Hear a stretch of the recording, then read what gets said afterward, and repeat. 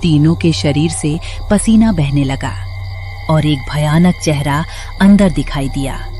समीर डर के मारे चीख पड़ा और अगले ही पल समीर हवा में उठ गया। बचाओ बचाओ, मुझे बचाओ। कुछ सेकंड बाद वो अंधेरे में गायब हो गया। अब जंगल में सिर्फ दो दोस्त बचे थे, राहुल और अर्जुन। दोनों पूरी रात जागते रहे, लेकिन सुबह होने तक समीर भी वापस नहीं आया। अब राहुल की हिम्मत टूट चुकी थी। ये इंसान नहीं है अर्जुन, ये कुछ और है। अर्जुन, हमें अभी निकल जाना चाहिए। विक्रम और समीर को शायद हम कभी नहीं ढूंढ पाएंगे। अगर हम रुके रहें तो अगला नंबर हमारा। मुझे भी डर लग रहा है राहुल, लेकिन अब ये सिर्फ हमारी जान का सवाल नहीं है। इस जंगल में कुछ ऐसा है जो सालों से लोगों को मार रहा है। अगर आज हम भाग गए तो कल कोई और मरेगा। दोनों ने सामान समेटा और जंगल से बाहर निकलने का फैसला किया। लेकिन जैसे ही वे गाड़ी तक पहुंचे, उन्होंने देखा कि चारों टायर पूरी तरह पिचके हुए थे। ये कैसे हो गया? रात को तो गाड़ी बिल्कुल ठीक थी। अर्जुन समझ गया, चुड़ैल उन्हें जंगल से बाहर नहीं जाने देना चाहती थी।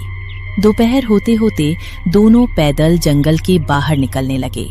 लेकिन अजीब बात ये थी कि घंटों चलने के बाद भी वे उसी जगह लौट आते जहां उनका टेंट लगा था। हम घूम फिरकर वापस यहीं कैसे आ रहे हैं? अर्जुन को अब यकीन हो चुका था कि कोई अलौकिक शक्ति उन्हें घेर चुकी थी। शाम होते होते दोनों को दूर धुआं उठता दिखाई दिया।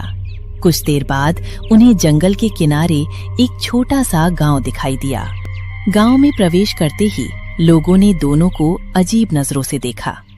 तुम लोग कालवन जंगल से आ रहे हो?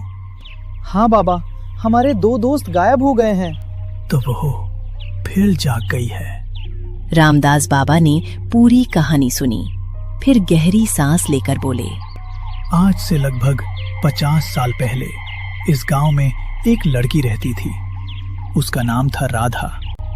वो बहुत सुंदर और दयालु थी, लेकिन गांव के जमींदार का बेटा उस पर बुरी नजर रखता था। एक रात उसने अपने 3 दोस्तों के साथ मिलकर राधा को जंगल में बुलाया।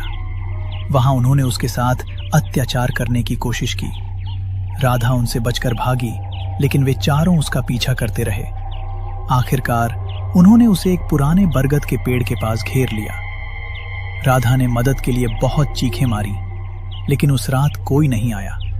डर और अपमान से टूटकर उसने उसी बरगद से फांसी लगा ली। मरने से पहले उसने शाप दिया था कि जो भी 4 लोगों का समूह इस जंगल में रात बिताएगा, उसके चारों सदस्य एक एक करके मरेंगे। राहुल और अर्जुन के चेहरे पीले पड़ गए। क्या उसे रोका जा सकता है? मारा नहीं जा सकता, लेकिन उसकी आत्मा को मुक्ति दी जा सकती है।